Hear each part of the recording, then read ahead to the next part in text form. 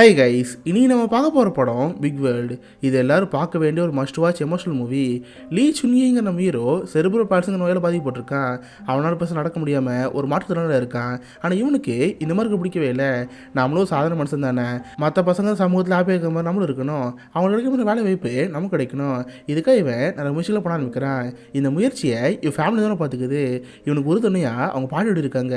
கடைசியில் மீறவால் அவன் நினச்ச வருது போக முடிஞ்சா. இதை பற்றில ரொம்ப எமோஷனலாக சொன்ன ஒரு படம் தான் பிக் வேர்ல்டு. இது கண்டிப்பாக எல்லாரும் பார்க்க வேண்டிய ஒரு மூவி. இந்த படம் பார்க்குறப்ப நமக்குள்ள ஹோப் கொடுத்துட்ருக்கோம். நம்மளும் நிறைய விஷயங்களை வாழ்க்கையில் தோற்று போய் ஒரு விரக்தியில் இருப்போம். அந்த விரக்தியில் போக்கி ஒரு நம்பிக்கை இந்த படம் கொடுக்கும். அது போய் இதே கான்செப்டில் தி அவக்கன்னு ஒரு படம் பண்ணியிருக்கோம். டைம் இருந்தால் நீங்கள் அந்த படத்தையும் பாருங்கள். சரி, இப்போ வாங்க பிக் வேர்ல்டுங்கிற இந்த கதைகளை போகலாம். படத்தோட ஸ்டார்டிங்கே நம்ம ஹீரோன் லீ சுன்யி அமைக்கிறாங்க. இவன் பார்த்த ஒரு மாற்றுத்திறனாளி, செரிப்ரல் பால்சிங்கிற நோயால் பாதிக்கப்பட்டு ஃபிசிக்கலி சேலஞ்சாக இருக்கான். இவனுக்குன்னு அப்பா அம்மா பாட்டிலாம் இருக்காங்க. ஆனால் பெருசாக ஃபேமிலிக்கிட்ட இருந்து இந்த சப்போர்ட் இல்லாமல் இருக்கும்.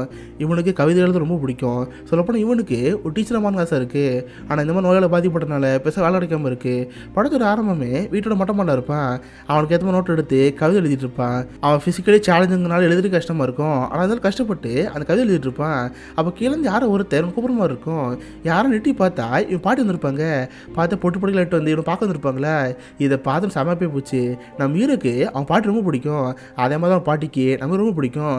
டெய்லி எத்தனை நாள் ஆச்சு உன்னை பார்த்து, உனக்காக தான் பாட்டிங்க வந்திருக்கேன்னு சொல்லி அவங்க துணிமலை எடுத்து வச்சுட்ருப்பாங்க. பார்த்து எல்லாமே களைஞ்சு போய் குப்பமாக இருக்கும். உடனே இந்த பையன் துணி எடுத்து துணி மடிச்சு வச்சுட்ருப்பான்.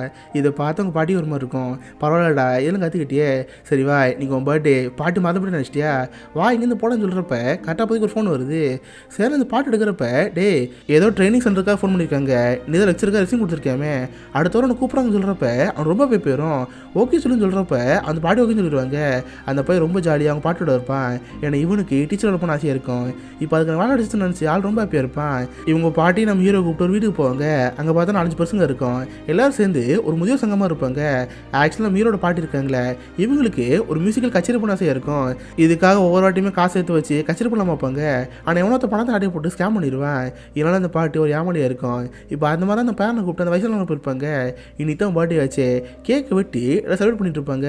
இதில் அந்த பாட்டி பேசிகிட்டு இருக்கோம், ஏப்பா நம்ம கச்சேரி பண்ணுறது ஒவ்வொரு வாட்டுமே கச்சேரி பண்ணுங்கிற பேரில் பணத்தை ஏமாத்திட்டு இருக்கோம். நம்ம கச்சேரி பார்க்கறதுக்கு ஒரு ஆடிட் சார் வேணுமே. அந்த மாதிரி யார் தெரியுமான்னு கேட்டால் அங்கே பார்த்து ஒரு வயசான தாத்தா இருப்பார். இவர் தான் கேங்கோட ட்ரம்மரு. அவர் அந்த லேடியை பார்த்து, இங்கே பாருமா, கவலைப்படாதீங்க, என் பையன் ஒரு சூப்பர் மார்க்கெட் வச்சுருக்கான், நீங்கள் அடிக்கடி இந்த மார்க்கெட்டுக்கு போய் காய்கறி பழங்கள் வாங்கிக்கோங்க. அப்படியே கொஞ்சம் கொஞ்சமே பையன் பேசி போடணும்னா நீங்களும் ஃப்ரெண்ட் ஆயிடுவீங்க. அவனுக்கு கிடைக்கிற கஸ்டமர்ஸ் கிட்ட நம்ம கச்சேரி பற்றி சொல்லுவான். அது அப்படியே ரீச் ஆகி நிறைய பேர் வருவாங்க. இந்த ஐடியா எப்படின்னு கேட்டால் எல்லோரும் பிடிச்சி போயிருக்கும். ஜாலியாக அந்த பர்த்டே படிக்காக சரக்கு அடிச்சிட்டு இருப்பாங்க. பார்த்தா லீவுமே ஸ்டாப் போட்டு சரக்கு அடிச்சிட்டு இருப்பான். அதிகமாக குடிச்சனால புறைய ஆரம்பிச்சிடும். அட ஏன்டா நீ வேறு குடிச்ச, உங்கள் அம்மா பார்த்தா பணம் தட்டிடுவாள், சரிவா மெதுவாக வீட்டுக்கு போகும்னு சொல்லி அவன் பேரன் கூட போயிட்டே இருப்பாங்க. பார்த்தா பைபிள் போதையானனால கீழே விழுந்துட்டு இருக்கோம். டே சீக்கிரம் எந்திரா, உங்கள் அம்மா பார்த்தா நான் கொண்டே போட்டுறான்னு சொல்கிறப்ப மேலே தான் சவுண்ட் கேட்குது. அம்மா என்ன நடக்குது, அவன் என்ன பண்ண கேட்டால் இவங்களும் வேலை வைப்பாங்க. பார்த்தா அவங்க பொண்ணு வேலை போய் வீட்டுக்கு வந்துருப்பா. சாரிம்மா, நீங்கள் பையனுக்கு பாட்டி ஆச்சு, அதுக்காக சரக்கு கொடுத்துன்னு சொல்கிறப்ப அவங்க அம்மா கழுவி வச்சுருப்பாங்க. கிளவி பேரனை பார்த்துக்கிறதுக்காக ஊரில் நீங்கள் வர சொன்னால் பேரனுக்கு எடுத்துகிட்டு இருக்கே, மறுபடியும் இங்கேருந்து போன்னு சொல்கிறப்ப பாட்டிக்கு வந்துடுது. என்ன என் பையனை தப்பாக பேசுறியா, 8 மாதத்துலேருந்து அந்த பையன் நான் தான் வளர்க்குறேன். இன்கேஸ் நான் மட்டும் கூட நினச்சிக்கேன் நாய் தூக்கி போகிற மாதிரி தூக்கி போட்டிருப்பேன். என்கிட்ட ஒரு பேசான்னு சொல்கிறப்ப இதை பார்த்து அவங்க பொண்ணுக்கு வந்துடுது. என்னது தூக்கி போகிற போது நீ பேசுறியா, நான் சின்ன குழந்தையா இருந்தப்ப நீனு தூக்கி போட்ட, உனக்கு அந்த ஞாபகம் கேட்குறப்ப அதை பார்த்து அவங்க பாட்டி ஒரு மாதிரி இருக்கும். ஆக்சுவலாக அந்த அம்மாவுக்கு பொண்ணுக்கு ஆகவே ஆகாது. இது ஏங்கிறது நம்ம போப்போ பார்த்து தெரிஞ்சுக்கலாம். இந்த மாதிரி கேட்ட உடனே அந்த பாட்டி கணிசம் தெரில, எதுவும் பேசாமல் அங்கே கிளம்பி போயிடுவாங்க. பார்த்தா இவனுமே போதை தெரியாமல் என்ன பண்ணிட்டு இருப்பான். ஆக்சுவலாக இவங்ககிட்ட ஒரு பூனை இருந்துச்சு. அந்த பூனை யாரும் பூனை நினச்சி இப்போ பேசிகிட்டு இருப்பான். அதுக்கப்புறம் அவங்க வீட்டிலே பார்த்தா ஒரு எலும்பு கொடுக்குற மாடல் இருக்கும். அந்த மாடலை கட்டி பிடிச்சிட்டு சூக்கேஸ் இருக்கும்ல, அதுக்குள்ளே படுத்து வைப்பான். இவன் திருந்த மாட்டான் மாமா, இவனோட விட்டுட்டு போயிடும்னு சொல்லி பாட்டி படுத்துக்கிறாங்க. கட் பண்ண அடுத்த கலையிறோம். அவங்க அம்மா எழுந்திரிச்சு, டேய் இனி உனக்கு ஹேண்ட் ரைட்டிங் கிளாஸ் இருக்குல்ல, ஒழுங்காக அந்த கிளாஸுக்குலாம் போனால் தான் ஹேண்ட் ரைட்டிங் கரெக்டாக வரும். கிளவி பையனை பார்த்துக்கோ, நானும் வீட்டுக்கு வேலைக்கு போகிறேன்னு சொல்லி அப்பா 2 வேலைக்கு போகிறாங்க. ஆக்சுவலாக மீனோட அப்பாவுக்கு ஹீரோ பிடிக்காது. பெருசாக வீட்டுக்கு வந்து கண்டுக்காமல் அவர் மட்டும் தனியாக தான் இருப்பார். இப்போ அவங்க 2 பேரும் அங்கேருந்து போனதுக்கப்புறம், டே உங்கள் அம்மா அங்கேருந்து போயிட்டாடா, உன்னால ஸ்கூலில் கூப்பிட்டாங்களே வாங்க போன்னு சொல்லி யாருக்கு திரும்ப லெக்சருக்கு போவாங்க. ஆக்சுவலி ஹீரோட அம்மாவுக்கு இந்த மாதிரி பண்ணுறது பிடிக்காது. ஆனால் நம்ம ஹீரோக்கு வீட்டுக்கு இருக்க பிடிக்காது, நம்மளும் சாதாரண மனுஷன் தான், மற்றவங்க பண்ணும்போது நம்மளும் பண்ணணும்னு சொல்லி இப்போதைக்கு லெக்சர் வந்திருப்பான். மற்ற பசங்களுக்குலாம் நம்ம ஹீரோ பார்த்து ஒரே ஆச்சரியமா இருக்குது. ஆமாம், இந்த சார் நான் புதுசாக இருக்காரு, கையை வேறு அங்கிட்டு ஆடிட்டு இருக்காரு, இதை விளாண்டு போட்டாருன்னு சொல்லி பசங்களை சிரிச்சுட்டு இருப்பாங்க. நம்ம ஹீரோ முடிஞ்ச அளவுக்கு பசங்க பாடம் எடுத்துகிட்டு இருப்பான். இதெல்லாம் பார்த்து அந்த பாட்டி ரொம்ப ஹாப்பியாக இருக்கும். தான் பேரை பாடம் நடத்துறத அப்படி எடுத்துகிட்டு இருப்பாங்க. கிளாஸில் முடிஞ்சதுக்கப்புறம் ஸ்கூல் மேனேஜ்மெண்ட் நம்ம ஹீரோட பாடி கூட பேசிட்டு இருப்பாங்க. இங்கே பாருங்க மேடம், உங்கள் பேரை வேற ஒரு பாடம் எடுத்தாரு, ஆனால் பசங்களுக்கு இவர் பிடிக்கவே இல்லை, இவரை பார்த்து கோமல் மாதிரி பேசிட்டு இருக்காங்க, அது போய் கிண்டல் பண்ண ஆரம்பிச்சாங்கன்னா இவருக்கு ஹர்ட்டிங்காக இருக்கும், அதனால் இப்போதைக்கு இங்கே வேலை மேடம், வேறு இடத்துல வேலை பாருங்கன்னு சொல்கிறப்ப இது பார்த்து ஹீரோ பழகி போச்சு. எதுவும் பெருசாக கண்டுக்காம அவன் பாட்டோட கடைக்கு போவேன். என்ன கடைன்னு பார்த்தா இவங்க கச்சேரி குரூப்பில் ஒரு ட்ரம்மர் இருந்தார்ல, அந்த தாத்தாவோட கடை. சரின்னு இவங்களும் தாத்தா பார்த்து பேசிட்டு இருந்தா அந்த தாத்தா கண்டுக்காமல் இருப்பார். யோ உனக்கு என்ன ஆச்சு, ஏன் கோச்சிருக்குன்னு கேட்டால், இங்கே பாரு உன் மேலே கொலகானில் இருக்கேன், நான் அன்றைக்கே என்ன சொன்னேன், நமக்கு எங்களுக்கு எல்லாரும் சேர்ந்து என் பையன் கடைக்கு போங்க, அவங்கள்ட்ட காய்கறிலாம் வாங்கினா தான் அவனுக்கு நம்மளை அக்கறைன்னு சொன்னேன்ல, ஆனால் நீங்கள் யாருமே என் பையன் கடைக்கு போவே இல்லை, இதனால் கோமான பையன் வீட்டில் என்ன கூட திட்டிகிட்டு இருக்கேன், இதுக்கப்புறம் நானும் அவங்க கேங்கில் இருக்கிற மாதிரி தெரில, நானும் கன்சிடர் பண்ணிக்கோங்க, என்னவோ பண்ணிட்டு போங்கன்னு சொல்லி அதாவது கோச்சிட்டு இருப்பாரு. இதை பார்க்குற அந்த பாட்டி கிடைச்சதே தெரில. மிச்ச ஆட்களை பார்த்து காய்ஸ் ட்ரம்மர் தான் ஒரு சோக்கு ஷோலாக இருப்பாங்க, ஆனால் இப்போதைக்கு ட்ரம்மர் கலந்து போயிட்டாரு, ட்ரம்மர் இல்லாமல் எப்படி கன்சிடர் பண்ணுறது, ஏதாவது செயல் யோசிச்சுட்டு இருக்கிறப்ப அப்போ தான் மீரோ வைப்பாங்க. பார்த்தா நம்ம மீரோ டேப்லெட் எடுத்து ரெசும் டைப் பண்ணிட்டு இருப்பான். டேய் எங்கள் கேங்குன்னு ட்ரம்மர் இல்லாமல் இருக்குது, நீ ட்ரம் வாசிப்பேன்னு கேட்டால் அவனுக்கு ஒன்று முடியாமல் இருக்குது, கிளவி உனக்கு பைத்தியம் முடிச்சிருச்சா, நான் அப்படி ட்ரம் வாசிப்பேன், என்னால் குச்சி கூட பிடிக்க முடியாது, என்னால் எதுவும் பண்ண முடியாதுன்னு சொல்லி அவனோட பஸ்ஸில் போயிட்டுருப்பான். அவன் பாட்டி முடிஞ்ச அளவுக்கு இங்கே பாடுறா, நான் சின்ன சின்ன பார்த்துருக்கேன், நூடுல்ஸ் சாப்பிட்றப்ப சாப்ஸ்டிக் இருக்கும்ல, அதை எடுத்து தட்டிகிட்டே இருப்பேன், அதே மாதிரி ட்ரம் வாசிக்கிறது, எதையாவது போட்டு தட்டுன்னு சொல்கிறப்ப அதெல்லாம் முடியாது கிளவி, என்னவோ பண்ணிக்கோன்னு சொல்லி பஸ்ஸில் போயிட்டே இருப்பாங்க. அப்போதே கரெக்டாக ஒரு அம்மா வருவாங்க, கையில் குழந்தை இருக்கிறத பார்த்து இழுங்க ஒரு மாதிரி இருக்கும். உடனே இவன் இருந்துச்சு அவன் சீட்டை கொடுத்து பஸ்ஸில் நின்றுட்டு இருப்பான். அப்போ வேகமாக போன அந்த பஸ் சடனாக பிரேக் பிடிப்பாங்களா, நான் மாரி தப்பாடி கீழே வந்துடுவான். இதை பார்த்து பாட்டி சமக்கடை போயிடுது, இவன் டிரைவர் என்னையே பஸ் ஓட்டிகிட்டு இருக்க பார்த்து ஓட்ட மாட்டேன்னு கேட்டால் இதை பார்த்து அவனுக்கு வந்துடும், கிளவி இந்த மாதிரி கால் நடக்க முடியாதனால இது பஸ்ஸில் கூட்டி வர, டாக்ஸியில் போனதானே கேட்டால் இன்னும் உங்களுக்கு கோமாயிரும், இங்கே பாரு வார்த்தையை மரியாதை பேசு, என் பேரண்ட்டை மனுப்பி கேளுன்னு சொன்னால் அந்த டிரைவர் கேட்க மாட்டான். கடுப்பான மற்ற ஆட்கள்லாம் இங்கே மாறுமா, நாங்களாம் வேலைக்கு போகணும் பஸ் எடுக்க சொல்லு, இங்கேருந்து போப்போன்னு கத்துறப்ப இதை பார்த்து பாட்டி கோவந்தா வரும். மற்றாள்கிட்ட சண்டை போகிறப்ப பேரன் கை பிடிச்சிக்குவான். பாட்டி விட்டுரு எல்லாம் ஏன் தப்பு தான், சண்டைக்கு போகாதுன்னு சொல்லி அந்த பேரன் அமைதியாக இருப்பான். இதை பார்த்து பாட்டிக்கு ரொம்ப கஷ்டமாயிரும். பார்த்து ஈவினிங் அவள் பொண்ணு வேலைக்கு போயிட்டு வந்திருப்பா. இந்த மாதிரி நம்ம வெளியே போனாலும் தெரியவே தெரியாது. பாட்டி கதையால் விட்டுட்டு இருக்கோம்.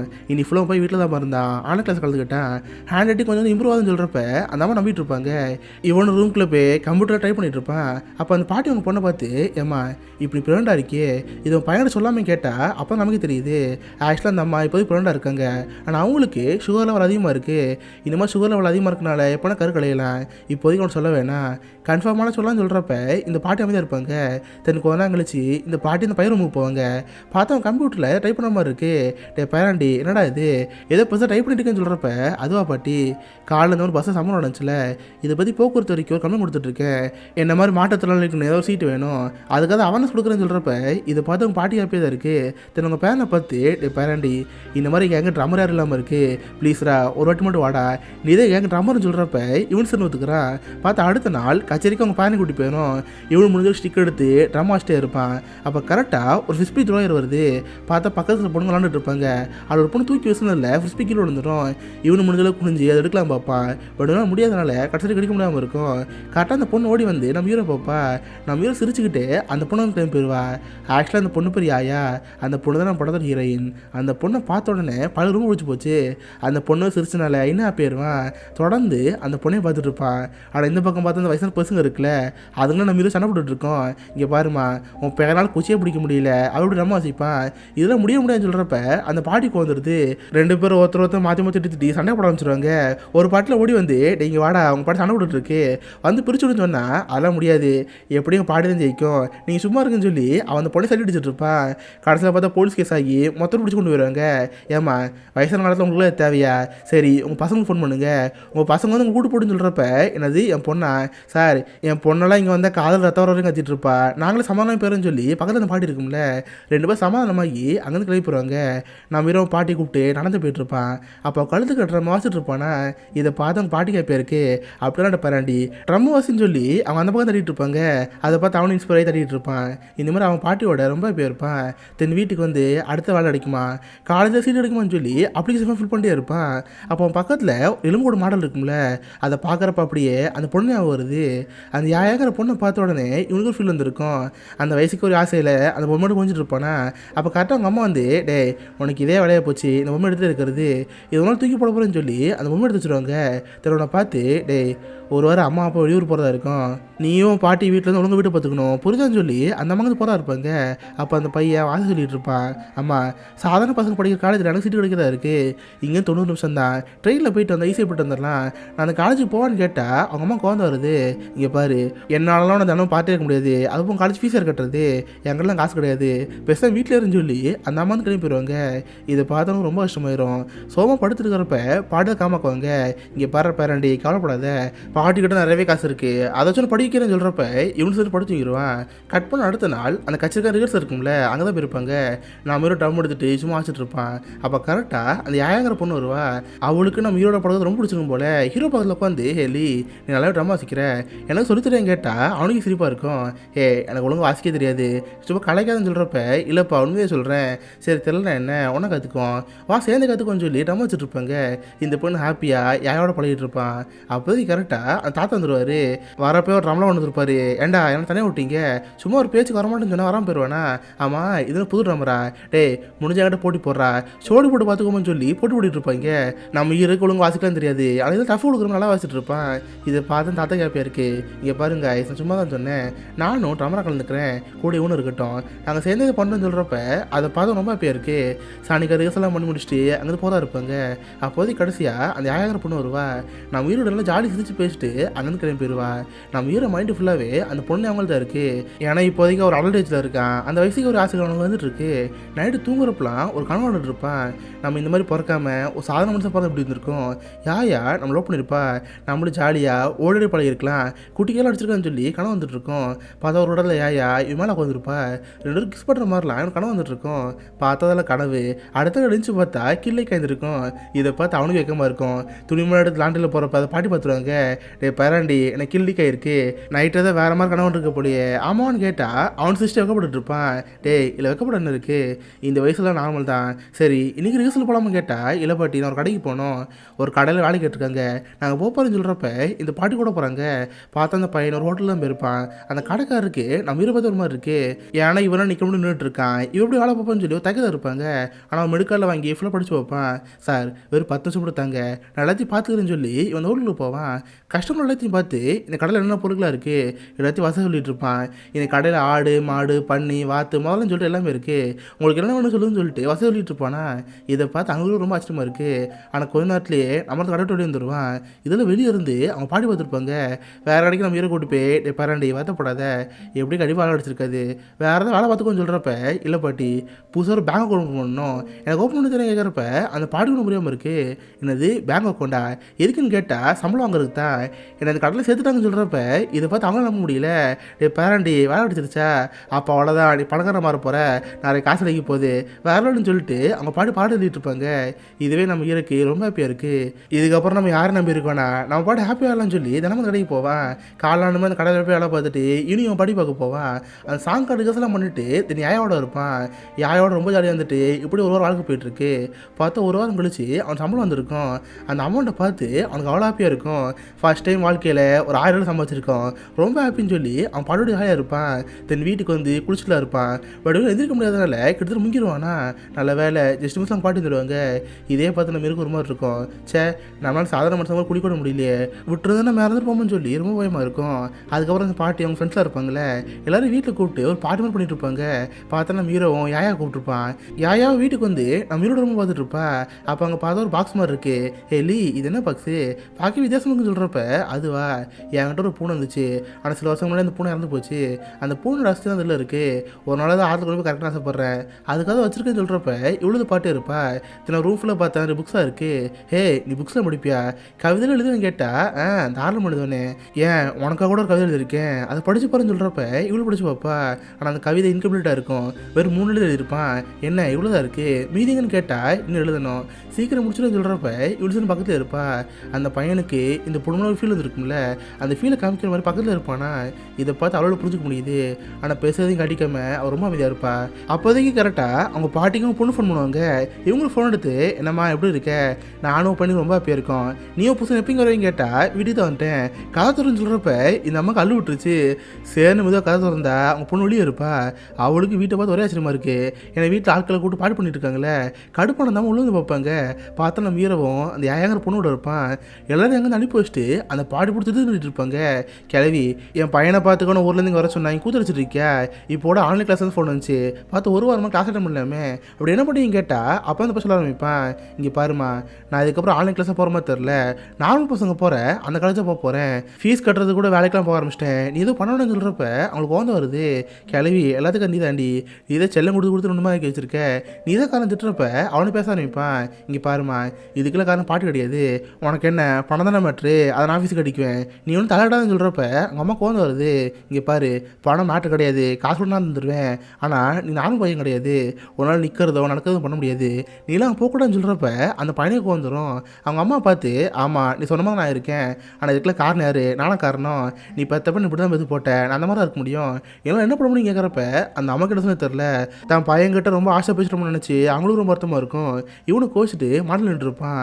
அவன் பாடுதான் பேசி புரிய வச்சு சமாதானமாக்குவாங்க. பார்த்து அடுத்த நாள்லேருந்து ஃபிசிக்கல் ஆக்டிவிட்டியில் பண்ண ஆரம்பிப்பான். எனக்கு யார் தோணும் தேவை கிடையாது, என்னோட எந்திரிக்க முடியும், எதனா பண்ணுவேன்னு சொல்லிட்டு ஃபிசிக்கல் ஆக்டிவிட்டியில் பண்ணிகிட்டு இருப்பான். இப்படியே சில மாதங்கள் கடந்து போகுது. இவனும் வழக்கம் போல பாட்டோட சேர்ந்து கச்சேரி ரீல்ஸ்லாம் பண்ணிட்டு இருப்பான். அப்போ கரெக்டாக அவங்க பாட்டிக்கு ஒரு ஃபோன் வருது. உடனே மீரை பார்த்து, டெல்லி சீக்கிரவா, உடனே நம்ம ஹாஸ்பிட்டல் போகணுன்னு சொல்கிறப்ப, என்னது ஹாஸ்பிட்டலா, நம்ம எதுக்கு போகணுன்னு கேட்டால் உனக்கு தங்கச்சி வந்திருக்கா, அவளை பார்க்க போகணுன்னு சொல்கிறப்ப இன்னும் உண்மை புரியாமல் இருக்குது, என்னது தங்கச்சி வந்திருக்கா, அம்மா இவ்வளோ பிறண்டாக தான் கேட்டால், ஆமாடா இவ்வளோ உங்கள் அப்பா அம்மா தனியாக போயிருந்தாங்களே, அதெல்லாம் செக்கப்காக தான், அவளோட புரிஞ்சுதான்னு சொல்கிறப்ப இதை பார்த்து ரொம்ப அர்த்தமாக இருக்கும். சேர்னு உடனே வேக வேகமாக அவங்க அம்மாவுக்கு ஹாஸ்பிட்டல் போவான். பார்த்து அவனுக்கு ஒரு தங்கச்சி வந்திருக்கும். மெதுவாக தங்கச்சி பக்கத்தில் போய் கொஞ்சிட்டு இருப்பானா, இதை பார்த்து அவங்க அம்மா பயம் வந்துடும். ஏன்னா இவனை நிற்க முடியாது நின்றுட்டு இருப்பான். குழந்தை தூக்குறங்கிற பேரில் குழந்தை கீழே போட்டுவால, உடனே வேக முடி வந்து, டெல்லி நீ தங்கச்சி வரக்கூடாது, மறுபடியும் இங்கேருந்து போடான்னு சொல்கிறப்ப அவனுக்கு ரொம்ப கஷ்டமாயிரும். ரொம்ப ஃபீல் பண்ணி அழுட்டு அங்கே வந்துட்டு இருப்பான். நம்ம பாட்டியை பார்த்து, பாட்டி எதுக்கு அம்மா பிறண்டாக விஷயத்தை சொல்லவே இல்லை, நான் அந்த ஃபேமிலி ஒரு ஆள் கேட்குறப்ப, டேய் அதெல்லாம் ஒன்றும் கிடையாதுரா, உங்கள் அம்மாவுக்கு சுகர் லெவல் அதிகமாக இருந்துச்சு, இதனால் குழந்தை எப்போனா அவாட் ஆகலாம், அதை சொல்லாமல் இருந்தோம், நானும் கூட சொல்ல மாட்டேன்டா, என்னை முடிச்சுன்னு சொல்கிறப்ப அவனுக்கு ரொம்ப கஷ்டமாயிரும். இல்லை நான் அந்த ஃபேமிலி ஆளில் போல் யாருமே நான் மதிப்பு கொடுக்குறாங்கன்னு நினச்சி ரொம்ப அர்த்தமாக இருக்கும். ரொம்ப சோகமாக அவனோட காரில் போயிட்டுருப்பான். அப்போ தான் அம்மா கிட்ட பேசினேன், அந்த விஷயம் வந்துட்டுருக்கு. பார்த்தா அன்றைக்கி கூட அவங்க அம்மாவோட எது பேசியிருப்பாள், அப்போ நிறைய விஷயம் பேசியிருப்பான். இங்கே பாருமா, நீ இப்போ இந்த மாதிரி பெற்று போட்ட, நீ இந்த மாதிரி பெற்று போட்டனால யாருமே கண்டுக்கிறது இல்லை, நான் எங்கேயாவது வெளியே போனால் கூட பசங்க கேள்வி பண்ணிட்டு இருக்காங்க, எல்லாத்துக்கும் நீ தான், என்னால் சுயமாக கூட தேவையில்லை பூர்த்தி பண்ண முடியல, எல்லாத்துக்கும் நீ தான் காரணம் சொல்லி அவங்க திட்டி இருப்பான். இதெல்லாம் இப்போதைக்கு நினச்சி பார்க்குறப்ப ரொம்ப அர்த்தமாக இருக்குது. அடைச்ச அம்மா புகழாக இருக்கப்போ பேசிட்டோமே, அம்மா எவ்வளோ ஹார்ட்டாக இருப்பாங்கன்னு சொல்லி இவனுக்கு ரொம்ப கஷ்டமாக இருக்குது. சரி அடுத்த நாள்லேருந்து வழக்கமாக கடை கழிப்பிட்டு இருப்பான். அப்போ அவனை பார்க்குறதுக்கு சாசா வந்திருப்பா. டெய்லி உன்னை பற்றி கேள்விப்பட்டேன்டா, உன்னை தங்கச்சி வந்திருக்காமே, ரொம்ப ஹாப்பியாக இருக்குன்னு சொல்கிறப்ப, இங்கே பாரு இப்போதைக்கு அதை பற்றி பேசாத, நானும் மைண்டு மாதிரிலாம் இருக்கேன், சரி எனக்கு எங்கேயாவது வெளியே போனால் ஆசையாக இருக்குது, என்னை எங்கேயாவது கூட்டி போகிறேன்னு கேட்டால், சரி பக்கத்தில் மியூசியம் இருக்குது நம்ம நாங்கள் போவோம்னு சொல்லி ட்ரெயினே அங்கேருந்து போகிறா இருப்பாங்க. இவனும் யாயோடய சேர்ந்து அந்த இடத்துக்கு போகிறதா இருப்பான். இவனுக்கு தான் யாயமான ஒரு ஆசை இருக்குல்ல, அதனால் கை பிடிக்கலாம் பார்க்குறப்ப தட்டி விட்ருவா. ஆக்சுவலாக அவனுக்கு இந்த பையனை பார்க்க பாவமாக இருக்கும். ஜஸ்ட் ஃப்ரெண்டாக பழம்னு சொல்லி தான் அந்த பையனோட பழகிட்டு இருக்கா. ஆனால் அந்த பையன் எந்த பொருள் பண்ணிட்டு இருக்கான், இது தெரிஞ்சாவ கை தட்டி விடுவாளா. இதை பார்த்து அவனுக்கு ஒரு மாதிரி இருக்குது. மேபி கூட்டமாக இருக்குல்ல, அதை தெரியாமல் தட்டி விடுவா போல, திரும்ப பிடிச்சி பார்ப்போம்னு சொல்லி அந்த பொருள் கையை பிடிப்பான். இதை பார்த்து அவளுக்கு ஒரு மாதிரி இருக்குது. நம்ம கூட பழகுனா போப்போ ஆசை அதிகமாகும், இவனுக்கு தேவையெல்லாம் ஃபேக்கான ஹோப் கொடுத்த மாதிரி இருக்கும், இதை விட்டுருன்னு சொல்லி, இங்கே பாரு எனக்கு அதெல்லாம் பாத்ரூம் போகிற மாதிரி இருக்குது, நான் இங்கேருந்து போயிட்டு வரேன்னு சொல்கிறப்ப இவனு சரி அமைய நின்றுட்டு இருப்பான். பார்த்தா பாத்ரூம் போகிற சாக்கில் பிளாட்ஃபார்ம் ஏறிடுவா. அங்கேருந்து லீவை பார்த்து, டெய்லி சாரிடா அர்ஜென்ட் விளாண்டுருச்சு, நான் இங்கேருந்து போயிட்டு வரேன்னு சொல்லி கண்டுக்காம வந்து கிளம்பிடுவா. இதை பார்த்து நம்ம வீரருக்கு ரொம்ப கஷ்டமாயிரும். அப்போ தான் அவனுக்கு யாயை பற்றி புரியுது. யாயாக்கு நம்ம வளர்ந்தது காரணம் தான், காதல் கிடையாது, நம்ம தான் தேவையில்லாம ஆசை வளர்த்துக்கிட்டோம், இங்கேருந்து போவோம்னு சொல்லி ரொம்ப ஃபீல் பண்ணி போயிட்டு இருப்பான். அப்போ தான் எழுதுன அந்த கவிதை வருது. யாயாக்கா இவன் ஒரு பாதி கவிதை எழுதிச்சிருப்பால, மீதி கவிதை எழுத வந்திருக்கும். அந்த கவிதையை இப்போ வச்சு பார்க்குறான். அழகான அந்த காதல் கவிதை ஒரு சோகமான காதல் கவிதை மாறிட்டு இருக்கு. ரொம்ப ஃபீல் பண்ணி அம்மா வீட்டுக்கு போவான். பார்த்தா கொஞ்ச நேரத்தில் எங்கள் அம்மா வீட்டுக்கு வர போகிறாங்க. இவனுக்கு இன்னுமே அவங்க அம்மா கிட்ட தப்பாக பேசணும்னு நினச்சி ரொம்ப கஷ்டமாக இருக்கும். அம்மாவுக்கு ஸ்வீட் பண்ணணும்னு சொல்லி ஒரு ஸ்வீட் பண்ணிட்டு இருப்பான். அதை கொண்டு போய் பாட்டிட்டு கொடுக்குறப்ப, டே என்னோட ஸ்வீட் பண்ணி வச்சிருக்க, உங்கள் அம்மாவுக்கு ஆல்ரெடி சுகர் அதிகமாக இருக்குது, இது கொடுத்து எனக்கு உடம்பு ஆபத்தாக இருக்கும், இதை பண்ணாதுன்னு சொல்லி அவங்க கூட கிச்சனுக்குள்ளே போயிடுவாங்க. இதை பார்த்து இன்னும் சோகமாயிரும். நம்ம அம்மாவுக்கு சுகர் இருக்குது, அது கூட நமக்கு தெரியாமல் இருந்திருக்கு, எல்லாத்தையும் நம்மள தான் இருக்குது, நம்ம தான் நம்ம புரிஞ்சுக்க மாட்டோம், நம்ம நல்லா போயிடலன்னு சொல்லி அவனுக்கு ரொம்ப ஹர்ட்டிங்காக இருக்குது. பார்த்து அவங்க அம்மாக்காக கவட சாக்லேட் பண்ணியிருப்பாள். அந்த சாக்லேட்டை அவனு சாப்பிட ஆரம்பிப்பான்.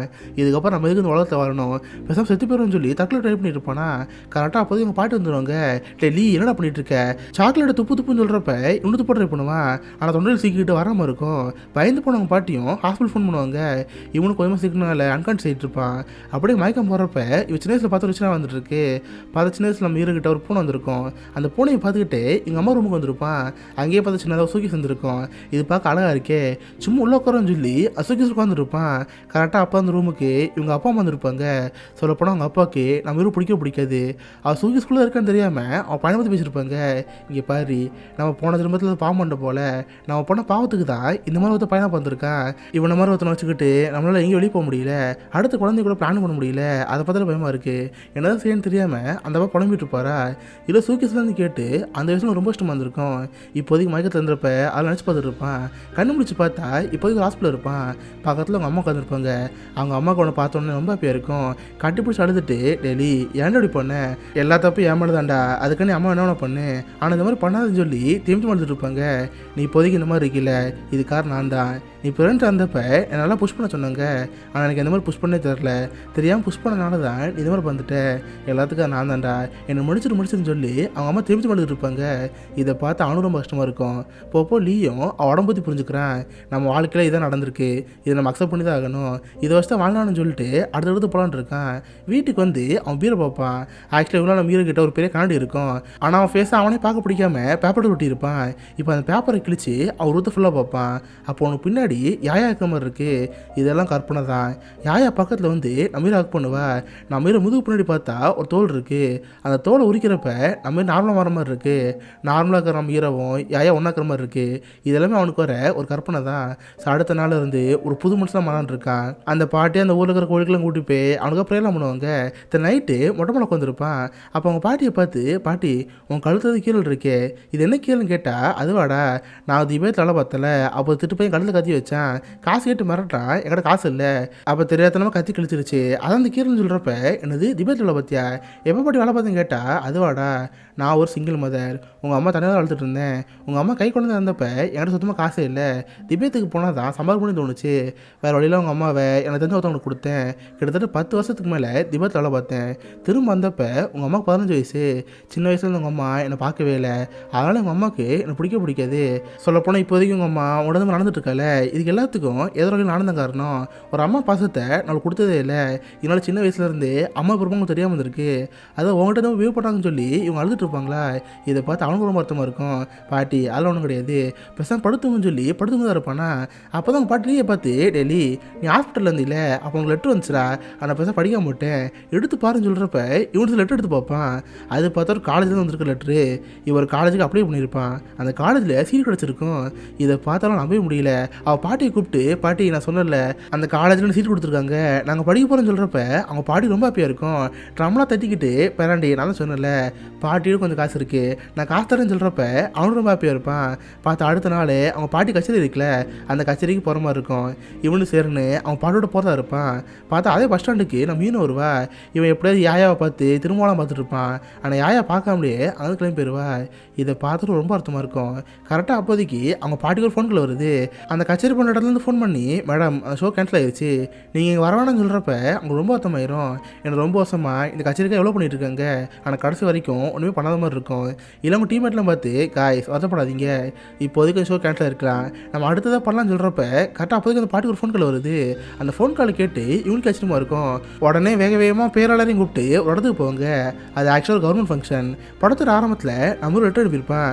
இந்த மாதிரி போக்குவரத்துறையில் மாற்றுத்திறனாளி கடலாமல் இருக்குது, நீங்கள் அவங்களுக்கு என்ன வசதிகளை பண்ணுங்கன்னு சொல்லிட்டு லெட்டர் எழுப்பியிருப்பாள். அந்த லெட்டரை கவர்மெண்ட் அக்செப்ட் பண்ணியிருக்கோம். அந்த திட்டத்தை இம்ப்ளிமெண்ட் பண்ணுறதுக்காக நம்ம ஒரு கெஸ்ட்டாக கூப்பிட்டுருப்பாங்க. நம்ம ஹீரோவை அந்த ஃபங்க்ஷனுக்கு வர வச்சு எல்லோரும் பாராட்டுவாங்க. நம்ம ஹீரோவை பற்றி, தம்பி இந்த திட்டத்துக்கு நீங்கள் தான் காரணம், உங்களுக்கு காம்ப்ளிமெண்ட் சில கிஃப்ட்டில் வந்துட்டுருக்கோம், இந்த பொருளை வாங்கன்னு சொல்லிட்டு நிவாரண பொருள் தருவாங்க. பார்த்தா பூரா மளிகைமான இருக்கும். இதை பார்த்து அந்த குழந்தை வருது. தென் ஸ்டேஜுக்கு கூப்பிட்றப்ப இவனு மற்றவங்களை பார்த்து பேச ஆரம்பிப்பான். முதல்ல அரசாங்கத்துக்கு நன்றி சொல்கிறேன், என்ன மாதிரி மாற்றுத்திறனால ஒருத்தனோட குரலை கேட்டு நீங்கள் அக்செப்ட் பண்ணிட்டீங்களே, அதே பெரிய விஷயம் தான். ஆனால் எங்களுக்கு உதவி தான் தேவை, உங்கள்கிட்ட வந்து கருணையோ பரிதாபம் தேவை கிடையாது. நீங்கள் ஒரு பொருள் கொடுத்தீங்களே அதெல்லாம் ஒன்றும் தேவை கிடையாது. என்னோட மாற்றுத்திறனாளிகளை நீங்கள் மதிக்க வச்சுக்கோங்க. நீங்கள் எங்களுக்காக உதவி கூட பண்ணாமல் இருங்க, ஆனால் எங்களை கேள்வி பண்ணுறதோ கிண்டல் பண்ணுறதோ பண்ணாமல் இருங்க. எங்களும் நிறைய பேர் வீட்டு வெளியே வராமல் இருக்காங்க, அவங்க வெளியே வரணும்னா எல்லாம் உங்கள் தான் இருக்குது. இதுக்கு நன்றி சொல்கிறேன், இதோட நான் முடிச்சுக்கிறேன்னு சொல்லி அந்த ஸ்பீச் முடிச்சிடுவான். இதை கேட்டு மற்றளவுக்கு ரொம்ப மஸ்டாக இருக்கும். இதுக்கப்புறம் நம்ம ஹீரோ ஹாப்பி லைஃப் வாழலான் இருப்பான். பார்த்தா அவன் தங்கச்சியோட ரொம்ப ஜாலியாக இருப்பான். போக நம்ம ஹீரோ நரேஷன் கற்றுக்குவான். ஸ்டார்டிங்காக நம்ம ஹீரோக்கு எந்த கஷ்டமாக இருக்கும்ல, போக போக காரோட்டி ஓட்டையை கற்றுக்குவான். அவன் பாட்டியை கூப்பிட்டு ஊருக்கு ஒதுக்குப்புறமா இருக்கிற ஒரு ஆற்றுக்கு போவான். பார்த்தா அவங்ககிட்ட ரொம்ப வருஷமாக அவன் பூனைக்கான சாம்பல் இருக்கும்ல, அந்த சாம்பலோட அஸ்தியை கரைச்சிருவான்.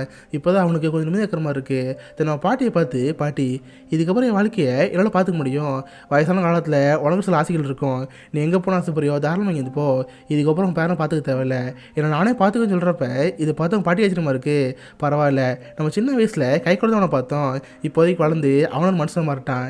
இதுக்கப்புறம் வாழ்க்கை அவன் பார்த்துக்குவான்னு சொல்லி அவங்க பாட்டி ரொம்ப ஹாப்பியாக இருக்குது. அதுக்கு எது மாதிரி கடைசியில் அவங்க பாட்டி ஒரு ஆப்பர்ச்சுனிட்டி கிடைக்குது. பார்த்தா அவங்க முதிர் கேங்கெல்லாம் சேர்ந்து கச்சேரிக்கு போவாங்க. நல்லா ஜாலியாக கச்சேரி வாசி முடிப்பாங்க.